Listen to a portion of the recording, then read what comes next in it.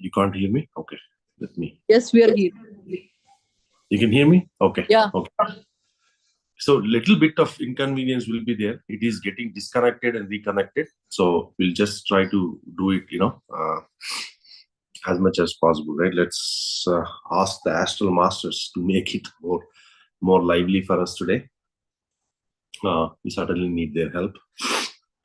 But so the truth is what we are talking about, right? So one of the concepts that we discussed about is ascension. What is ascension and why it is essential for us to be in that state of being.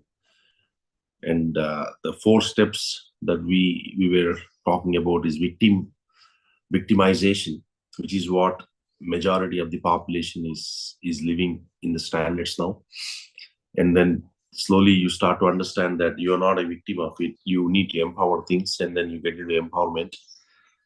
And then with empowerment, you conquer some aspects of life, but then you still start to see things are happening outside of your control and you don't understand what it is. Then you get into surrenderness, where you agree to the fact that there is a greater power that is running everything, and you surrender to that power so that everything else can also come in line. Then eventually that power itself is what you become. You understand that that power is none other than you. It is within you. You are the God. So today we touch upon that power as to why I am not able to be in that state of being. Every one of us, before we are born, we are in that state. Right after we are born, we no longer have that state. There is a lot of debate on this particular topic as to why I lost the touch of truth, even though I am still the God. Right? We say that, hey, you are God by yourself. You don't need to know anything else. If you know that you are God, then everything else is in line. But still, when I am coming to earth, I am losing that knowledge of my Godism. Why is that happening? Some attribute to the mind, some go in a deeper level of antakarana, some go, specifically talking about how things are happening, why things are happening. We can go to karmic aspect of it. We can go into, what sustenance is all about, the survivals, it can be spoke in multiple different perspectives, depending upon what may be the topic of choice. But that idea that I have lost touch to myself is what we're going to touch today. Because why did I lose that identity? Why did I lose that touch of myself? Why is that I do not remember that I am God? Right? So when we bring that discussion into the aspect of truth in our life, we slowly start to realize that this life is nothing but a image or a vision of that purpose. Right?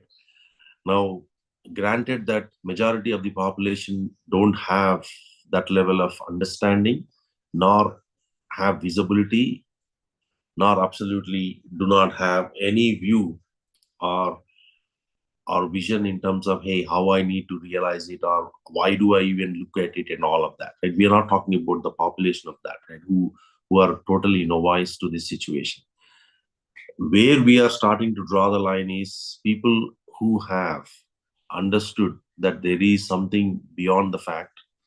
I am not just what I am being looked at, seen at, heard at. There is some force beyond that, right? What is that? That is what we are trying to explore here. So when you bring that perspective into the conversations and trying to understand, we will quickly start to find that the very realization that you are born with, you no longer have as you mature on the earthly plane. Now, what is happening between the time that you are born here and by the time you got that maturity is, in one way to say it very easily, say mind. My mind got developed. Hence, I don't have anything. Right? I don't remember my stat.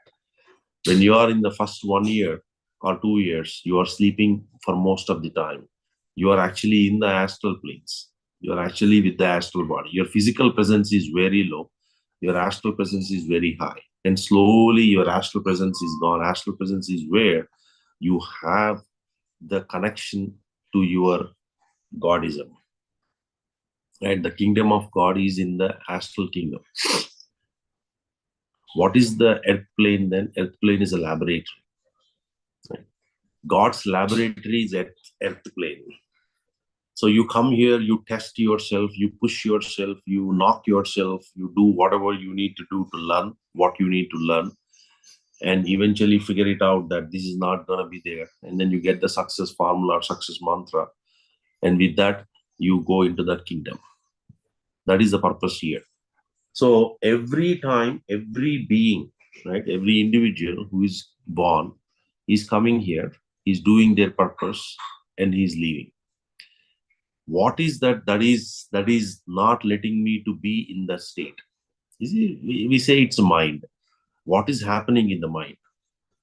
So the subject that we have to start to look at ourselves is one of the key subjects here. That is the reason why I am not able to be in the truth. Whether you call that truth as consciousness, the truth as liberation, realization, or you say enlightenment, whatever you want to call that, let it be nirvana. But the fact that I am not able to be in that state is because of this one thing, which is what I say mind. What is happening in my mind is, now let's get into that. Anyone would like to take a chance as and talk about it? What is that that's stopping us from being what we are as a true state? Anyone?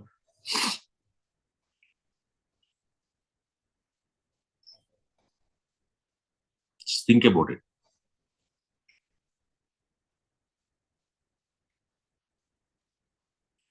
We are more involved in the mind game, and being more connected in this illusionary world, which is not real.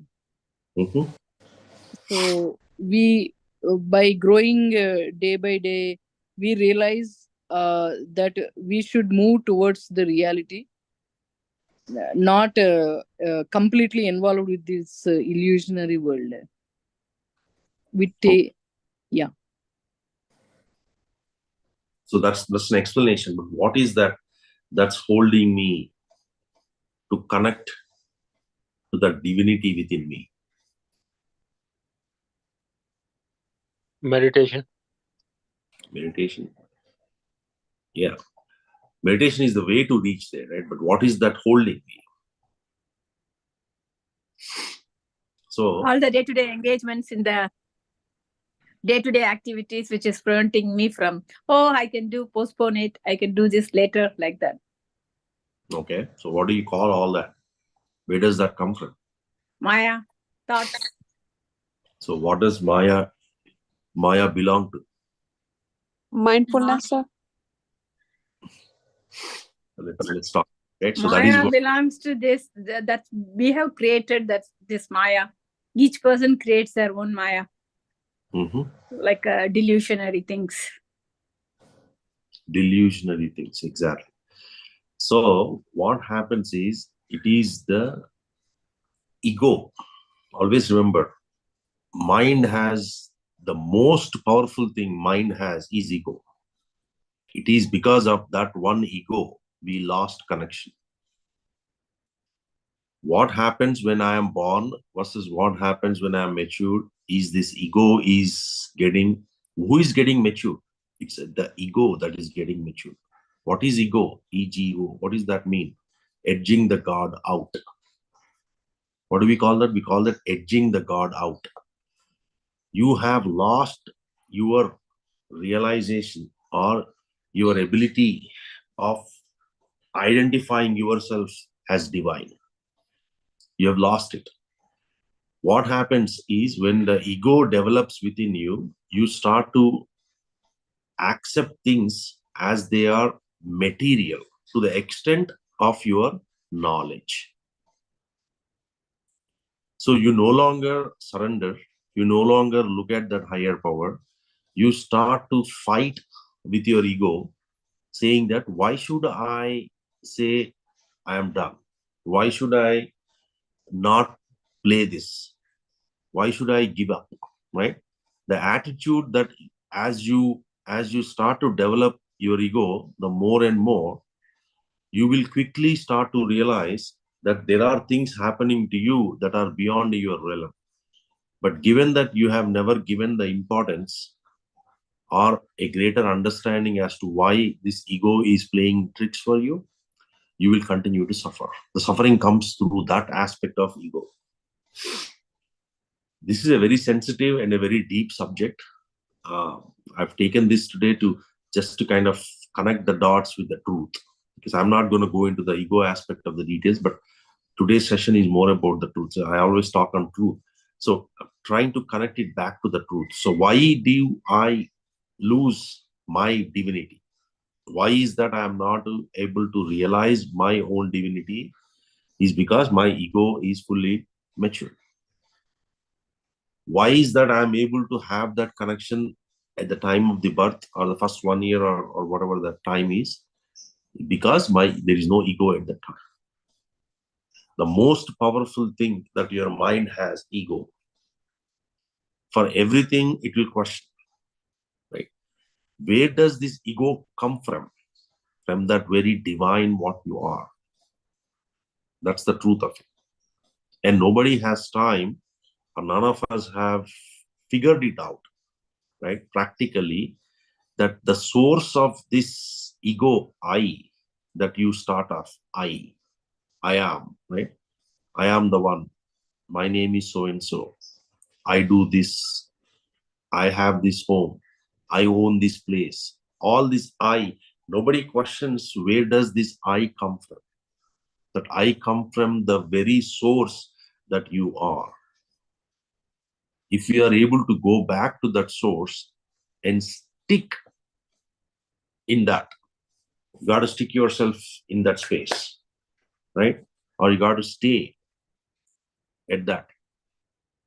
Then you are enlightened. That's what this whole practice is about.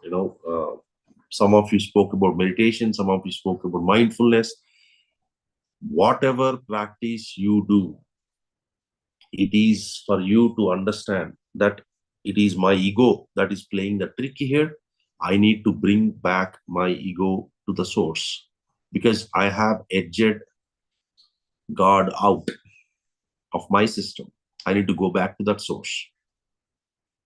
This practice is nothing but yoga.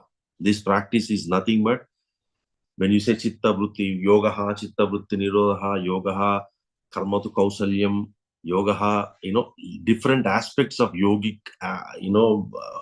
look and feel of it. When you try to connect the dots, you will quickly understand that all you are doing is you are hitting your ego again and again, again and again, again and again in multiple different perspectives, which we call, different dimensions. Now, until your ego satisfies, and please remember this, until your ego satisfies, you will not be able to pick up any practice. That ego satisfaction is where your logic mind comes in play, which is very prevalent in the Western world. Not so much on the Eastern side of it. The Western world is very prevalent of it. Question everything. Nothing is off the table. Everything question. Where is that coming from? That's coming from my ego. I don't want to accept anything without I reason myself to say that, okay, it is okay to do this. On the Eastern aspect of it, because we have this from an ancient time, if you say someone that, hey, go do this, they're going to go do it. On the Western side, we don't do that.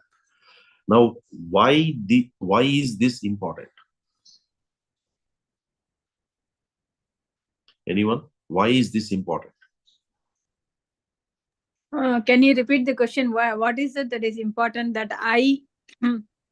Why is that you have to dissolve your I? Why? Because we have unknowingly developed this I from the childhood. Like, oh, this is my toy, this is my mother, this is my house. All these things are getting, from like at the age of from the age of 2 or 3, slowly the I is getting build up, and nobody in our family like to say like we have not like lived with a person who doesn't have a I or ego. So our ego get boosted. Oh, I got this rank, I got this job, this money, power, and everything, fame, everything. We are running towards those things, not going towards inward journey. We have not met a single person. So unless like the suffering comes when you go after this money, power, and fame, nothing gives you happiness. Something you lack something, that is disturbing you inside. Then we start questioning like why there is suffering, why there is God, how to go this inward journey.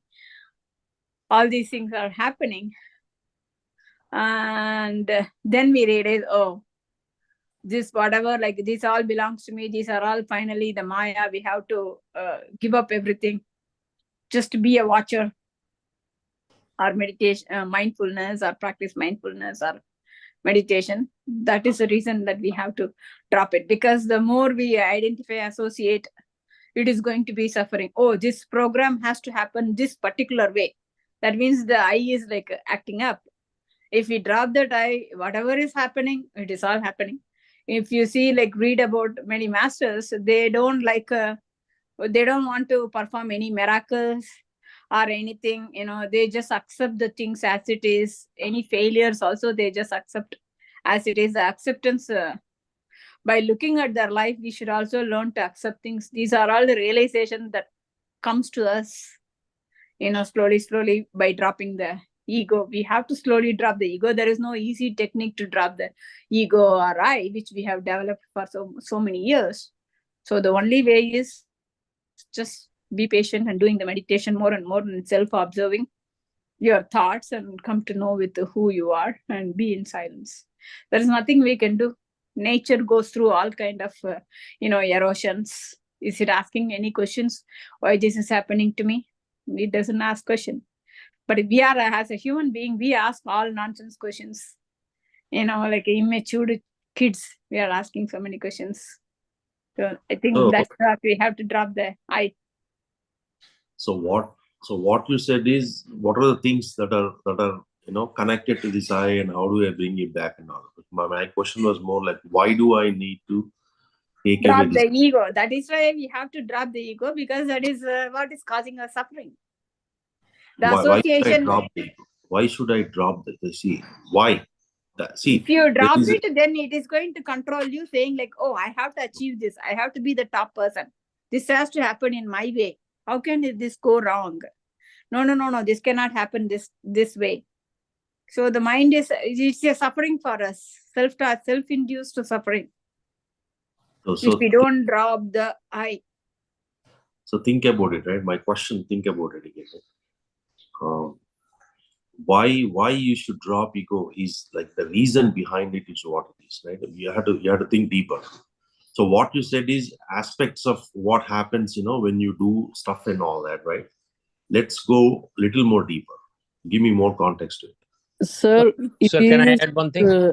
Yeah. Sir, it is a roadblock before connecting to the source. Yes, it becomes a major roadblock. So that's why we are lagging behind in so many ways to connect to the source. So that's why we choose the meditation path to clear this roadblock and reach the source. That's all. All right, sir. I also want to mention in Western society, this problem of questioning everything is more because I think the children are taught in schools to question everything. Don't believe anything you've been told to. Always question. So the upbringing is such for kids who are born here and raised here. So they question everything. Whereas in Eastern or India, kids don't question as much, because when teachers or elders taught them something or told them something, they believe in it. No, exactly. Right. So I So don't think so. I want to differ in that. Like in Eastern culture, like they don't question. I don't think it is.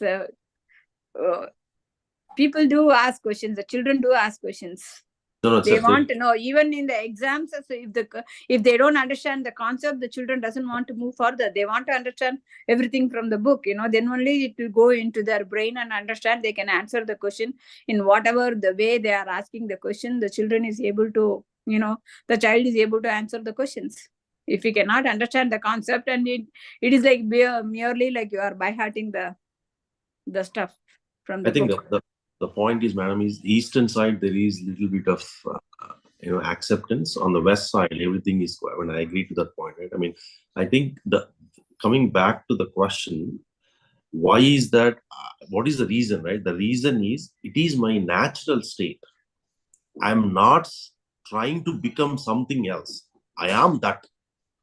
I know even in the Eastern side, if we ask questions, we are not going to get the right answers from our elders or ancestors. If we go and ask grandma, like, don't do this, like that, she will say, like, oh, this is something like superstitious. She will say something. We go and ask, why, grandma, why we should not do this?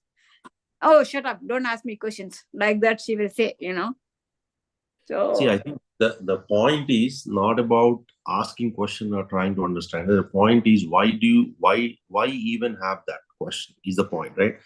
Who is questioning? Nobody is questioning the questioner. The questioner, who is the questioner that's questioning, is the point here. That's where we are getting it, right? And why is that questioner raising this? If I am able to go to that questioner and understand and inquire about it, then I will really quickly understand that that is not my natural state. Right now, I'm stuck between questioning and the questioner. And that is both of them are happening in the mind. Both are in the mind. Right? So the more we question, the more we go in the journey of inward journey. Why do we question? Normal people who are happy, they are not going to ask any questions. Only for the people, the things are going in the wrong way. They are not, their expectation is not met. Only those kind of people will come together and they want to go in the inward journey, because they go and seek for the masters or like guidance and a higher power. And they all teach us only like, go question yourself, go inward journey. That is the only way to drop the ego. You understand more about the ego. So what we have to understand is where you are questioning is where your answer is there as well. Everything is happening within ourselves. So then why can't we go inside and do that? Why are we asking questions outside? All the samskaras, impressions, Maya. So No. that is the reason we are not able to go into our journey. No, it is not. See that is the point, right? That is the point. I see what is samadhi. Samadhi means samadhana, right? Where you get samadhana for any question, doesn't matter what height of that question is, right? You will get answer at that. It is because I don't understand where to knock the door. You're knocking the wrong door. We are always knocking the wrong door. The reason for that is your ego. So why do I need to drop my ego? Is not because I wanted to go here, I want to go. It is ego has something that got developed over a period of time for me. That is not my natural state. What right? to My do? natural state is with me as it stands. So how do I drop this ego? You cannot just drop the ego just like that. Yes, we cannot drop the ego. The way we have developed, the more suffering comes, and then it gets automatically dropped when you go and sit in the meditation. See, you are talking about high concepts about samadhi, etc. For example, for a person who doesn't even know where is there a moon exists, we are discussing about what is inside the moon, whether there will be a life inside the moon, or like how it can happen, all etc things. How can you even understand for a basic common person? I have been caught up in this the ego maya delusional way of thinking, and I just started my journey as a very, very in a slow way, like, oh yes, this is the only way. I have to sit down and sit for meditation and observe myself. That's all I can do right now. There is Exactly. nothing. I am helpless. I cannot do anything else other than watching the thoughts and go practicing silence more and more. Okay, things are not happening. Okay, one day things are happening in my way. One day things are not happening in my way. Except of observing. Other than what else you can do? So right now your ego spoke. So I don't know. It's your you have judgment. to see I don't the agree thing that. is, no, you don't have to agree. But the point is, it is nothing about agreeing, not agreeing. It is about trying to understand. When we said it is your natural state, and then you are saying that I don't have it, I am novice, I am this, I am that, all that is a drama. That's the point that I'm trying to get home, right? Yeah, The whole all the 10-minute dramas, talk, whatever you are doing. How will you clean all those dramas? Only through meditation. Nothing else can clean our dramas. Only through the silence can clean up the drama. Correct. But are we there yet? No. That's the thing, right? So the realization that the ego needs to be dropped, everyone knows about it. Then why are we not there yet? Right? So what is stopping us to not get It there? is not like you have developed a 400 pounds obesity and you just started the journey within 1 month. You just ask, oh, how do I get rid of it 400 pounds? There's no easy thing. You just have to keep practicing hard work, whatever the tools the masters have given. You just have to practice. Did you practice it? We have to ask the questions. Are we practicing the methods given by the masters who have said, like, am I practicing it? No. So the result is, the byproduct is, yes, I'm going to suffer. I'm going to have with the ego. So the more I practice it, I myself will get the answer within myself. Yes, I'm in the path. If I don't practice it, that is the answer. Then that means there is something that I'm doing wrong. Exactly, right? So I think the right word to say is, it's not practice, it's learning. You're not learning. That's the point. Yeah, you are can call it as repeatedly practice. doing the same thing again and again, again and again, again and again, but there is no learning. Because of lack of learning, that same cycle is coming repeatedly again and again for us, right? So the take home on this is, that's why truth is not something that you just comprehend. It's not like a flip of a thing that I get it, right? Because when we say that you are in that state already, you don't have that realization. When you don't have that realization, you are trying to learn that I am not just this physical body, I am that what is running everything else. It is easy to say than to be in that state. So when you are trying to be in that state, your ego is getting in the play and then trying to push left, right, and center. Right? Now, the question that we need to ask, each of us have to ask, is in context to the truth. Again, this is in context to the truth, not about Maya, not about anything else. Everything else, what you're seeing in this world, whatever you are seeing, the impressions, whatever karma, whatever you're talking, it's all about ego. It's all in the mind. When I talk about truth, truth is beyond mind. That is the truth that we need to get to. For you to get that, you have to cross the bridge of mind. And the major thing, the last thing that will catch hold of you is your ego. It is not going to die. It is not going to go away. The moment it goes away, you are in that realization. You are in that state. You are become from mind to, that's why this journey is called mind to heart journey. We have to become more heart centric. We have to let go of the mind centric. But it is not easy to do so. And hence the practice and hence the learning. So there is a distinction as to what I am practicing versus what I am learning. Two different things. You have to understand this it is very sensitive, right? You are doing meditation for a number of years. Okay, when I ask you, what did you learn? Your learning may be limited. What did you achieve, right? It may be very limited, or it may be much more than profoundly came from your past lives and all that. It is that learning that is letting you out of this, not the practice. You may be a best cricket player, but what did you learn out of it? That's the thing. transcending something only comes from learning, not just from practice. So practice is one of the steps for which it will help you to get to a point where you want to learn from it, you want to accept it, you want to surrender to it, you want to agree to the terms, saying that okay, it is good to do it, right? When somebody talks about meditation, saying that why meditation reduces stress levels, why would I even consider that? Right? Yeah, my ego is going to question it, right? Let it question, and then slowly I will take a step and then say that okay, maybe there is something coming out of this. Okay, when I start to do it, I quickly start to realize that yes, this is something there. I don't know what exactly is happening, but there is something there. I have learned something new today. I'm gonna keep owning it. I'm gonna keep developing it. That attitude is what brings your ego in line. Now, if you don't get that attitude within your system, you will not get to the truth, because that is all what is needed for truth. Truth is not about something that you go buy out there. Truth is within you. So if you don't introspect, if you don't do your inner journey, you will never know about truth. It is as simple as that. Why even talk about anything else?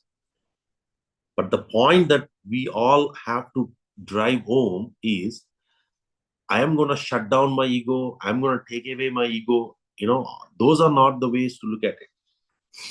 You got to balance your ego. The reason why you got to balance your ego is when you are in the material world, you need your ego. You cannot say that, when you are at work, you want to talk to your coworker or your boss. You cannot have, timelines. You cannot have schedules, tight, activities that you're working on. I mean, you suddenly have to stand up when things are not working. And then things are working, you suddenly have to put. That is all ego as well. How do you get that balance is where the learning is. I am not standing here to talk about how do we track these things to the truth.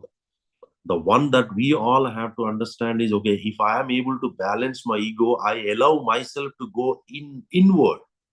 That's the point here, inward. If my ego is not balanced, it will not let me go inward. If I don't go inward, truth is far from reality. Edging the God out.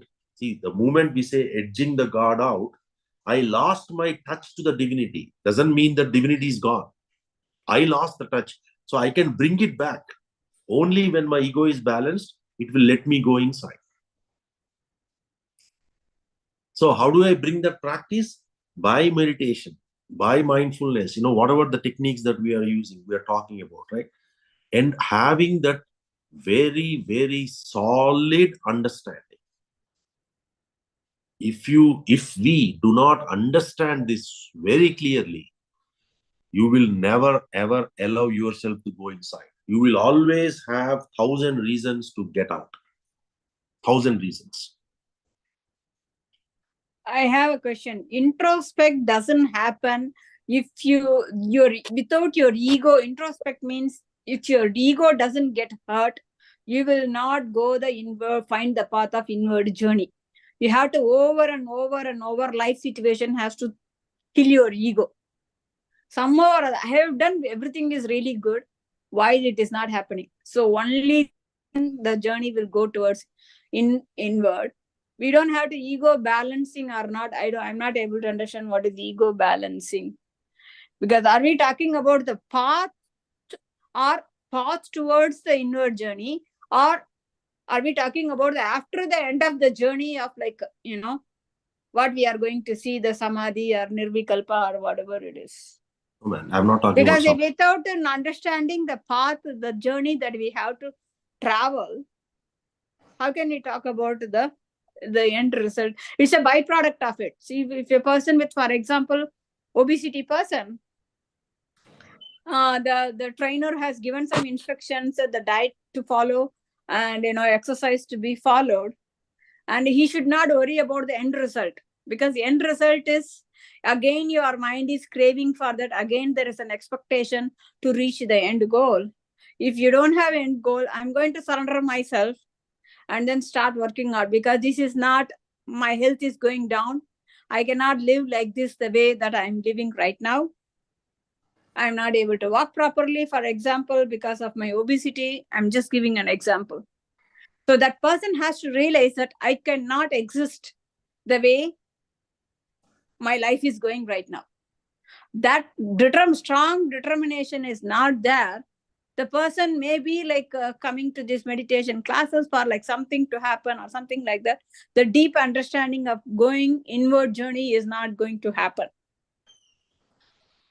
The introspection, like whatever the question, that inward journey will not happen for that person. Why would a person, like if the life is going on smoothly, there is not major this thing, he is able to sleep well, to some okay, the life is going on for him very beautifully, happy, he's bestowed with everything. He's not going to think about inward journey unless if it has like even everything is fulfilled in this life, like Buddha. There are 4 or 5 trivial things it triggered him. Why there is suffering in this world? That is a deep, the question.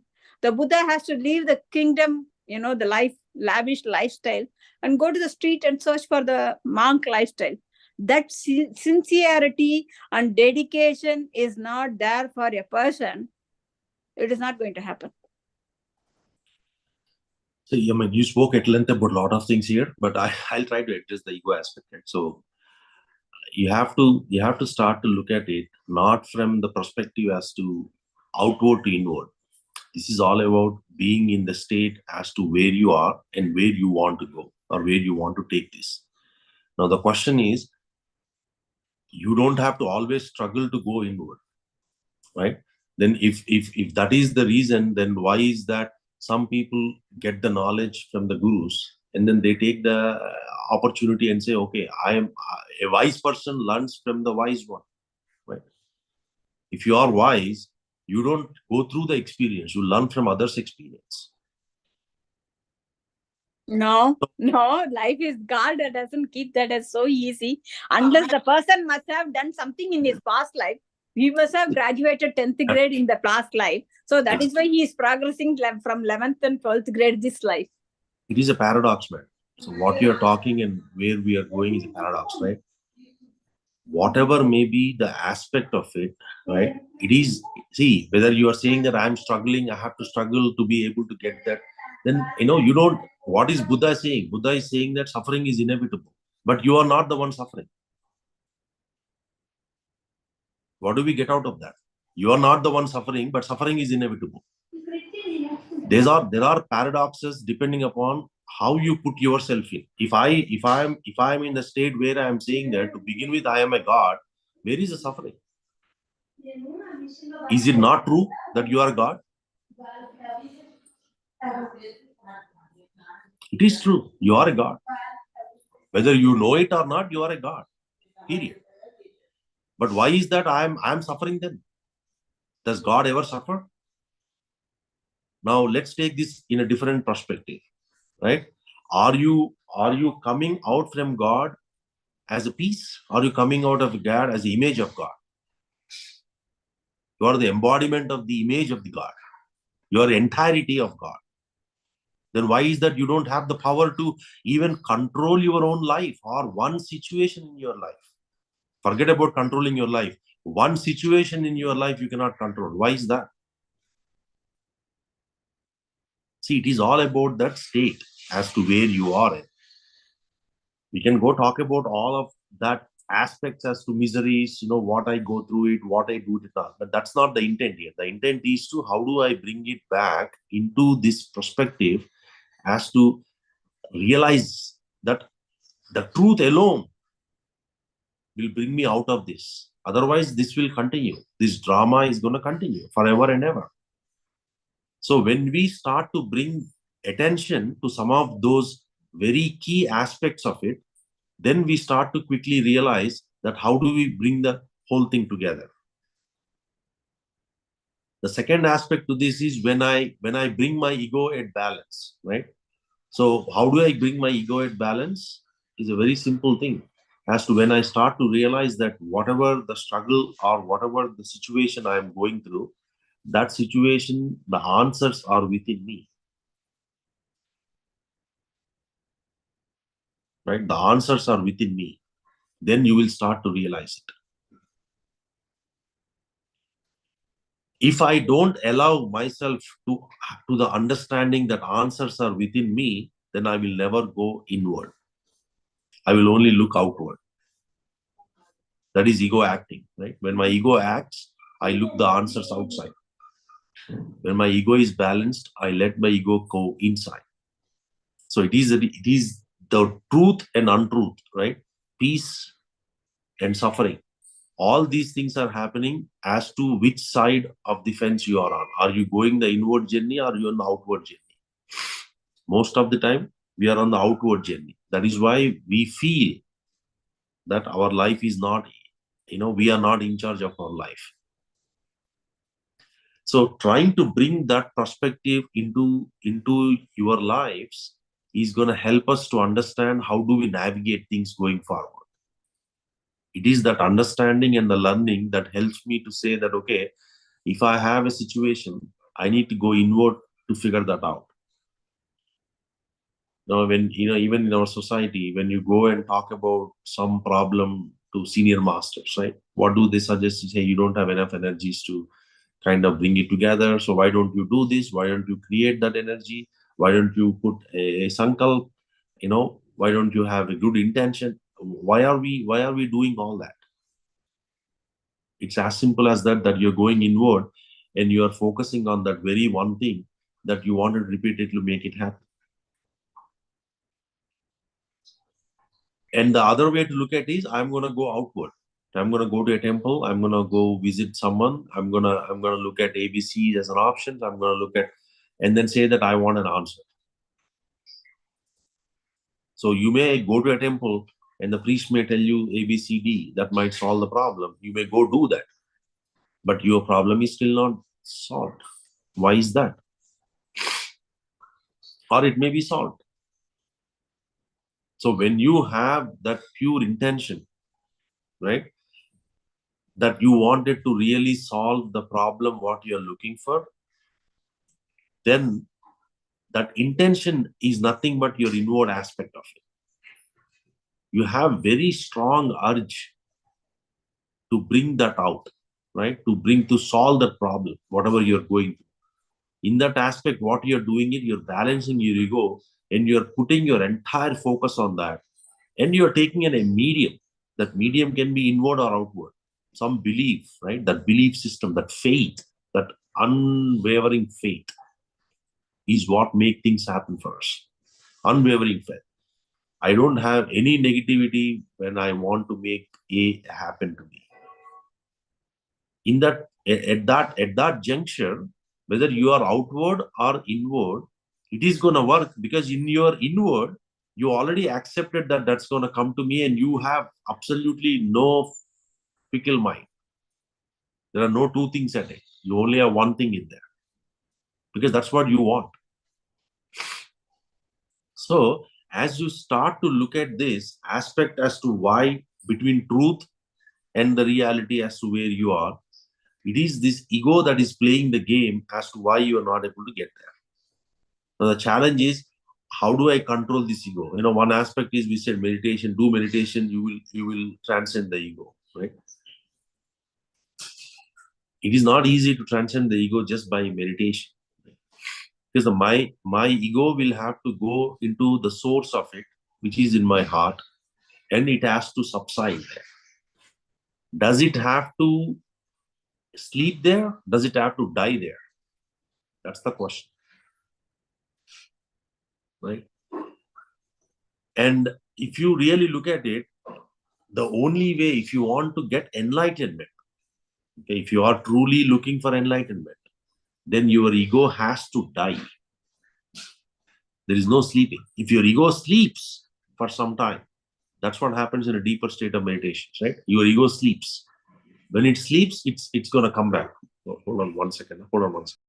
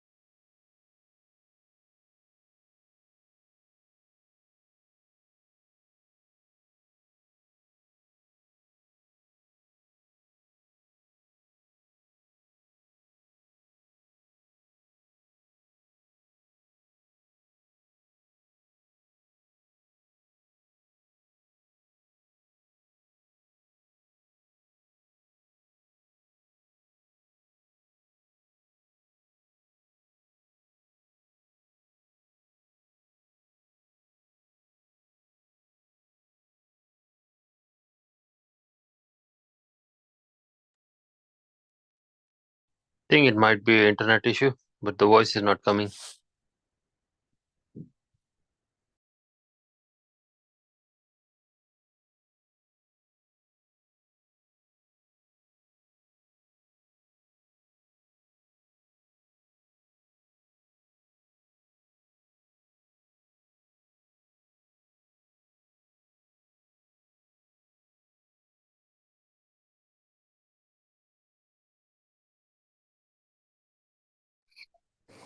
Apologies, masters. So when we are trying to bring the whole thing together, so what happens is, like, this is where, some of the masters, like, if you read about Ramana Maharshi, he talks about going from I to I am, right? If you look at Paramahamsa Yogananda, he talks about going from mind to heart. Every master who is enlightened has given a path towards this. That how do you go from your I to the I am, or from mind to heart? And even in our society, Patriji, right, we also have a way of going from your mind to heart through breath, right? So it is important that we understand and bring that practice into our life. It is that lack of practice that is not letting me do it. Three things have to happen. The understanding has to happen, practice should be there, and then with that you will build that whatever you are looking for. Now in this aspect of it, first of all, for you to even practice it or for you to understand it, your ego needs to come in line. That's the point, right? Now it doesn't have to be that you have to struggle all the time, right? There is, the madam was asking earlier that I have to struggle all the time to be able to get there and all, right? It doesn't have to be struggle. It has to be, you got to be wise enough to understand that if some great master is with you and he's telling you, some may pick it up quickly. Granted that they past lives, they may have gone through some struggle, right? But the idea is not to come into this through struggle, because if you're coming through struggle, you don't stick to it for long. Or the other way to look at it is, after the struggle is over, you're done. You're not going to stick to this. It is a triggering point. That is what I wanted to give you, right? Triggering point. You always will have to have a triggering point through which you come into the journey. If I don't have my triggering point, at what is my one reason that's letting me to come here to be in the truth, is what gives me that opportunity to get in there. That can be anyone's, your own life design. You may have a triggering point of illness, some may have a situation, some may have a relationship, some may have some kind of money related issues. The triggering point can be anything.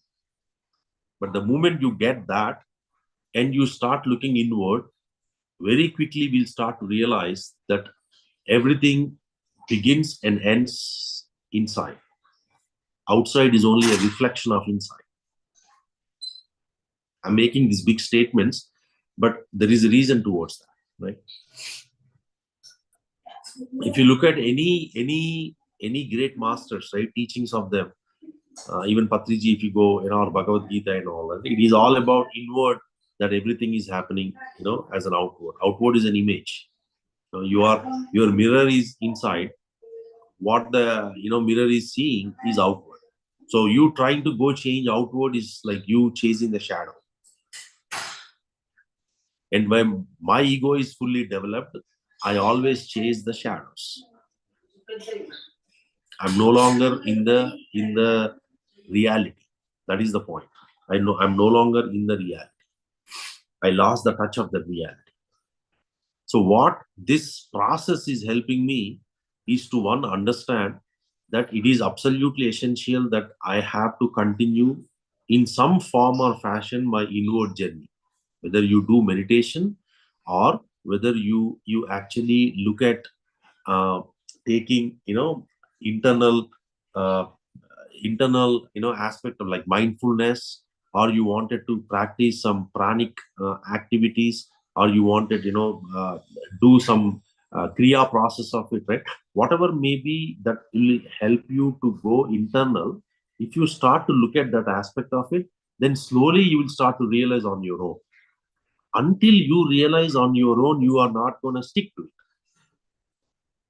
So you may have a triggering point today that I have this leg pain, for example, that because of this, I got to really, you went to doctors, you went wherever, you knocked every door outside, but you are not getting the expected results. So what do? You found out that hey, maybe meditation can help you, and then you took that opportunity of that leg pain, and then you started doing your meditation. Then slowly you started to realize that this meditation is working for you. Over a period of time, the pain is gone. So now you have a reason to believe on your own. It is that faith and that belief that lets you take to that next step. Every time that you have that belief, you have that faith, right? You question yourself internally, your ego gets balanced. You say that, okay, let me try this. You try that, you get that what you're looking for. Then slowly, that is how the internal right journey begins. It is not going to begin overnight, right? If nothing happens overnight, you cannot just transition from your physical body to supra casual or transcendental body just like that. The awareness has to shift from one body to other body, in a very gradual way. As you start accumulating the energies through your meditation cycles, you will slowly start to get to a point where you are beyond the state of ego. What is beyond the state of ego? Anyone? What is the state that is beyond ego? It's the truth. What is that? What is that? Oh, one second. Okay.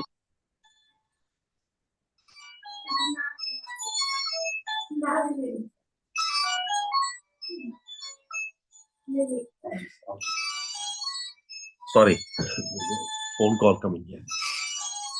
Sorry, go ahead, ma'am. Yeah, sir, it is the truth. It is. See, what we call is intuition. Intuition. Yeah.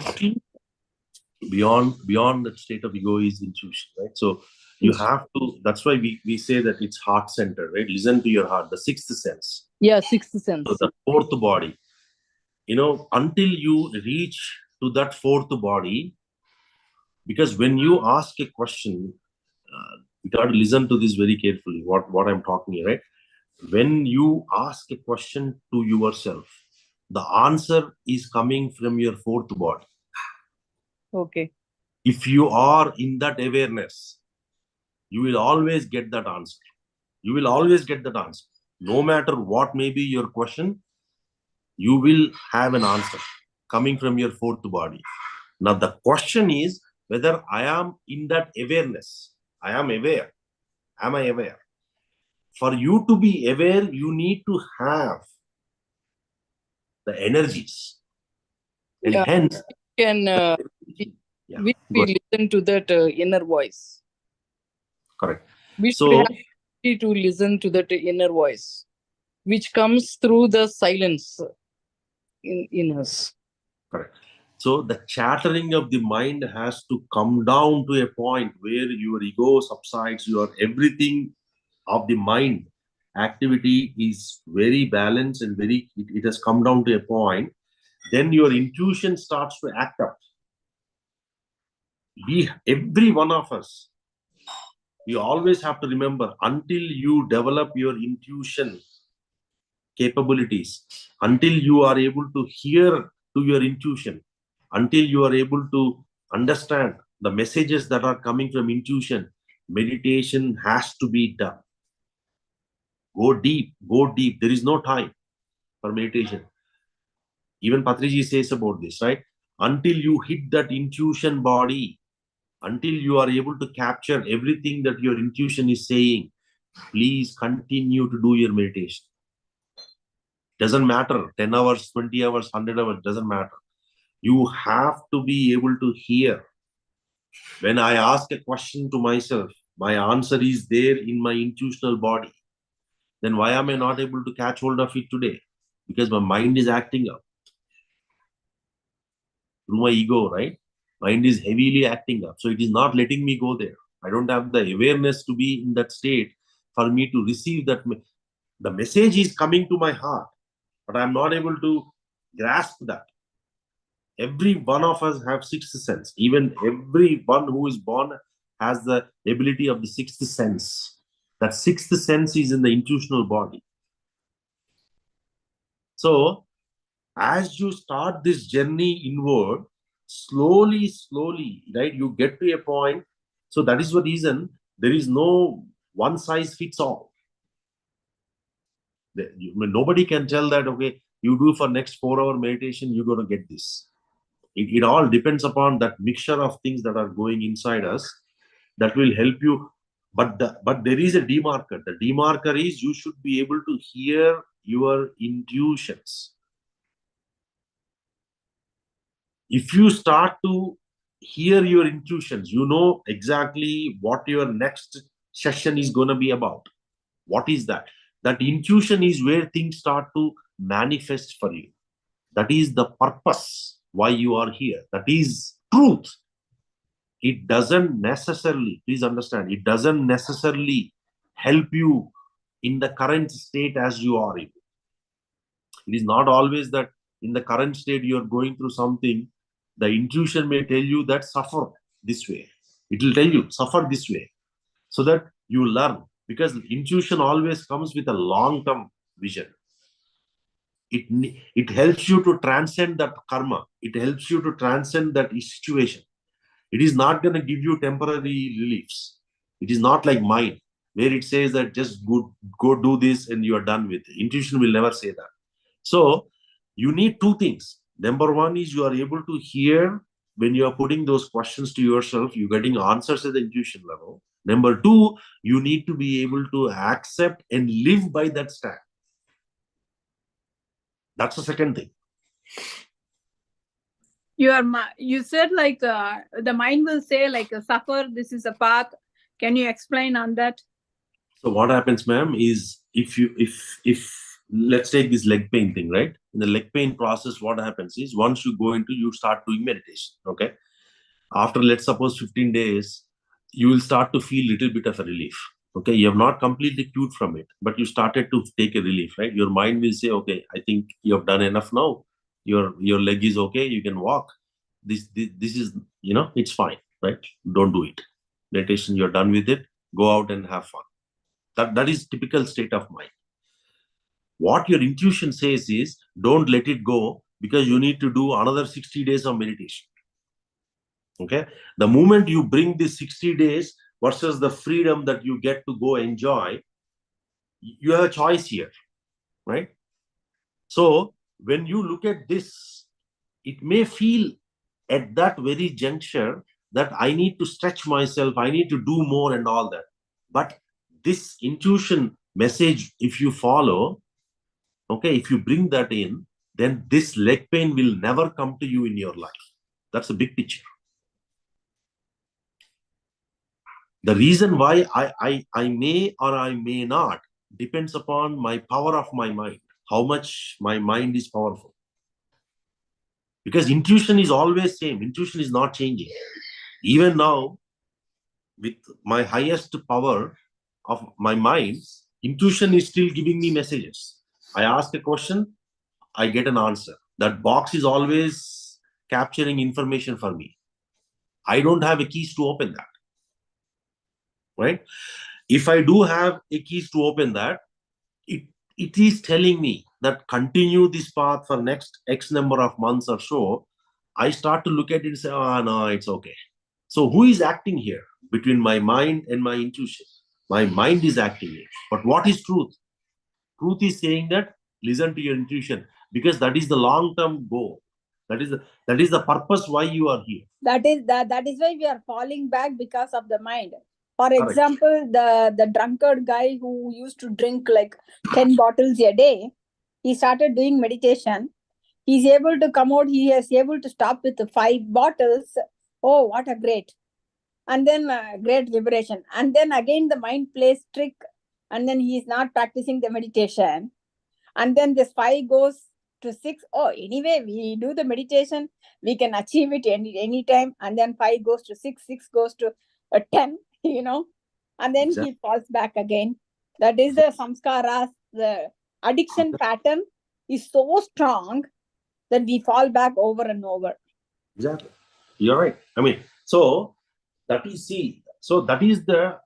this truth, whatever we are talking, that intuition, the message coming to your intuition and your stand towards that, two different things, right? Intuition is nothing but, you may say that God is giving me the message, or God is giving me an opportunity, whatever you call that. You call that into sixth sense, you call that, I'm receiving messages, or whatever it is, right? Oh, my heart is speaking to me. There are so many different ways, masters have talked about it. The names can be anything, but the fact is, you got that as you are born with, right? Now, if all I'm trying to do is I'm trying to go back to that state now. All I'm trying to do is I'm not doing anything else. By going my inward, I'm trying to connect to that. Even today, I have it, but my mind is so frickled and so crowded that it is not letting me hear those messages. That's the only thing that what we are doing. So parallelly, the information is coming. I am posing a question to myself: why is this happening to me? The answer is in my intuition. Intuition has the answer, but I don't have a way to go to the intuition today because my mind is not letting me, because this is chattered way too much. I have too many thoughts going on parallelly. So I never have an opportunity, number one. Number two, even if I have opportunity, I get my intuition at some point. Now I don't know whether I want to implement it or not. That's another thing. So that's why when you go into that state, when you are in the intuitional state of it, right, you cannot do anything wrong. You cannot do anything wrong. It may seem for the person who is looking at you that you are doing wrong. Please understand. From a person who is stuck in the body mind, they may look at you and say that you are doing wrong. This is wrong. This is not how you live life. But if your intuition is saying, if your inner voice, if your sixth sense is telling you that this is the right thing to do, then that is what you should do. Every grand master has spoke about this. Because you are the best judge of your own self. Nobody can judge you. If somebody else is trying to judge you, means they are not matured enough. That's the point. They're not qualified. Jesus says, right, judge not. So the point is, if I need to get to that state, that is beyond the state of your regular chattering mind. It requires deeper penance. With this knowledge is important. Without this knowledge, you won't be able to get there. That's why hammer yourself again and again on these topics, trying to understand how do I bring my ego in balance to make sure that I need to go, right? I need to go inward. I need to do more and more and more until you start to hear your intuitions very clearly. You pose a question, you sit, you hear the answer within. And not like you are hearing your mind shattering answers. You are hearing the purposeful response coming from your intuition. And believe me, you will know it. You will distinctively able to differentiate between mind chattering and your intuitional messages, because they are coming from your source. It's a divine, it's a divinity within you, right? That is speaking to you. During The the God life within or you is speaking to you. during the life or death situation, say for example, a snake is coming to bite you, or the ferocious dog is coming to bite you, automatically our intuition says, oh, go and do this action. It comes in you. But for normal people like me, like the awareness of the intuition has gone, like faded away totally under the ground. So by practicing more and more meditation, we have to bring that intuition the heightened awareness we have to bring that heightened awareness to that intuition. Exactly. See, every day you will progress, madam, right? This is a good point that you brought up, right? Let me clarify that. Every day when you start and do meditation, there is a progress. Okay, there will be progress because you are receiving energy. Even 1 inch of the energy that you are receiving, there is a progress happening. The point is, I am not aware of that progress. Just because I'm not aware of the progress, I'm going to say that I sat for meditation, nothing happened to me. That's not true. Some meditation itself means happening. So something is happening. And meditation is always happening is good because it's a long-term thing, right?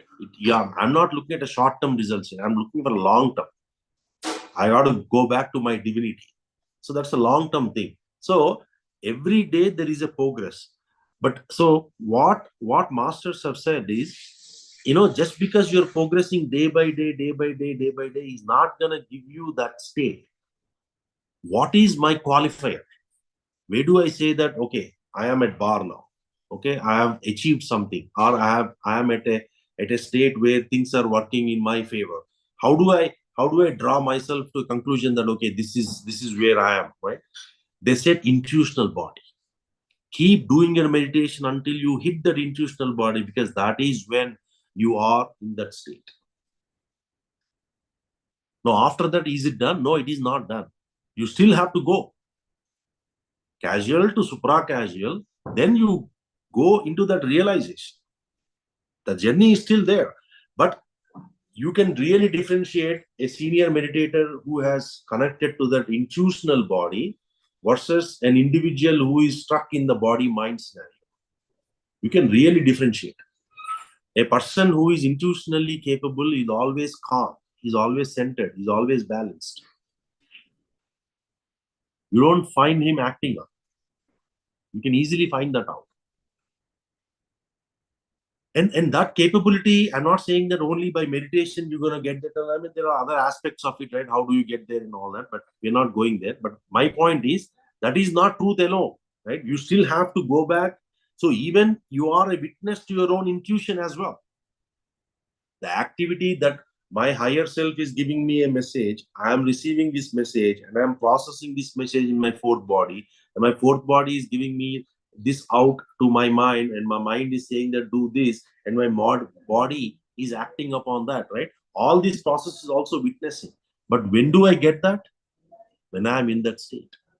That is what I'm talking about. The truth is what brings you that reality first. So until I accept that, okay, I have to get to the truth, it is not possible for you to go deep.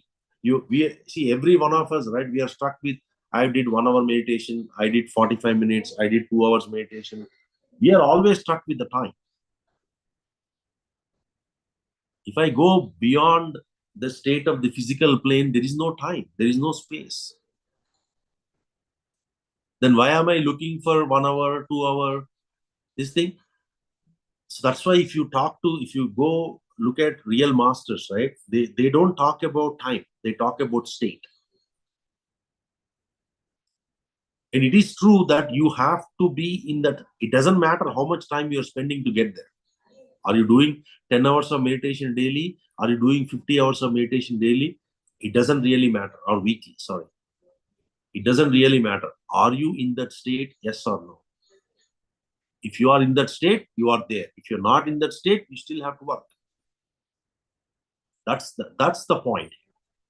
Because until you get to that state, so the point I'm trying to get home is, if you are in that state, you will start to understand more about this truth. Because now you are trying to get that message from the divine as to what this is all about. What is my purpose? Why am I here? Why am I going through what I am going through? What are my next steps? How do I get out of this process? This karmic process. Am I the one going through this, or is someone else going through it and I'm witnessing it? All these questions, whatever the grand masters, the great masters have talked about, or the scriptures have talked about, we will start to realize it very quickly when you are in that state of intuition.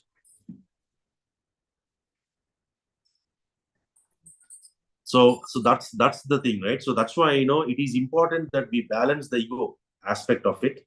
We understand that sometimes it is absolutely out of control. Sometimes we get very emotional. There are a lot of triggering points. There are hundreds of triggering points. But what we need to slowly start to understand is by putting our ego out there, we are damaging our own self.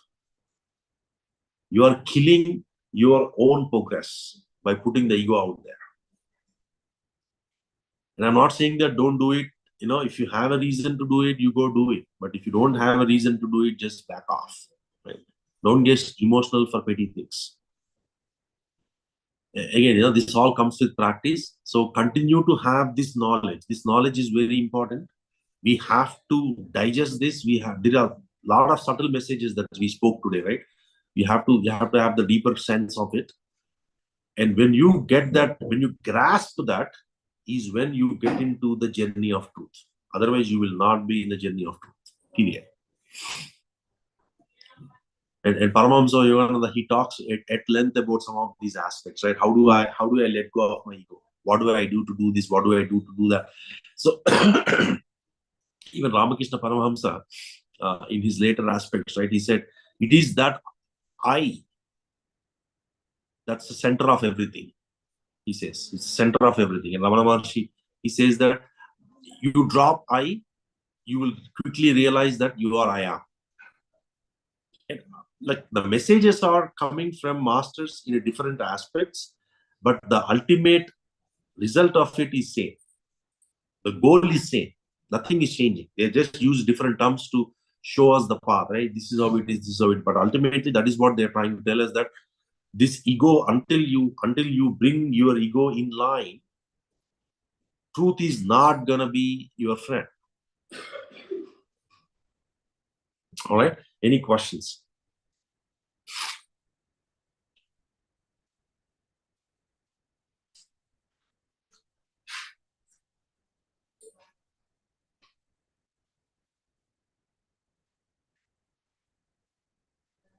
No questions. Okay. So let's do meditation, masters. For half an hour, 40 minutes. Let's do meditation. Happily sit comfortably in your best postures. It's 10:08 now, right? So we'll just stay for 10:45 or so Eastern.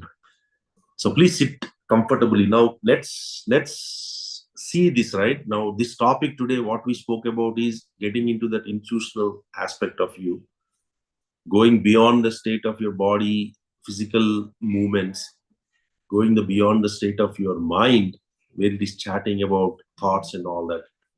Please remember that you are in the thoughts, you're not in meditation. You have to come back to the breath. When you come back to the breath, try to have that deeper sense of within you. Then you slowly go into the deeper states. And then try to be in that state of intuition. Ask a question for yourself. What am I? Why am I here? And see if you're able to hear. Whenever you raise a question, if you are in the intuitional state, when you pose a question, the first thing that comes out is the answer. The first thing. Because immediately you have to be very, very alert and very aware. What happens when you sit in meditation, you, like after 5 minutes or so, you put a question that, hey, what is my next step here? Right? And today I'm doing a session now. What is my session topic today? Right? You stand here and then you will get something. The first thing you have to hold it. If you don't hold that, then your mind will start giving all these versions of it. So it is that subtle and that quick it happens. So it is only in that alertness and then awareness you are able to grasp the message of sixth sense. And that's why it is like you have to be in that state. So let's go there, right? Let's see how we can get there. In a deeper silence, you will get that. Inner silence. So let's sit comfortably, close your eyes, sit very relaxed. Keep your body very relaxed. Keep your mind very centered, balanced.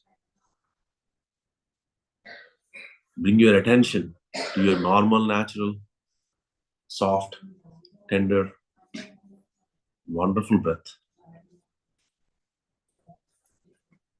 Nothing is more important than us being with our breath, my dear masters. This is the time for our own self-growth, self-development, self-enhancement, whatever we call it, self-realization. Be with your breath. Be with your breath. Be with your breath.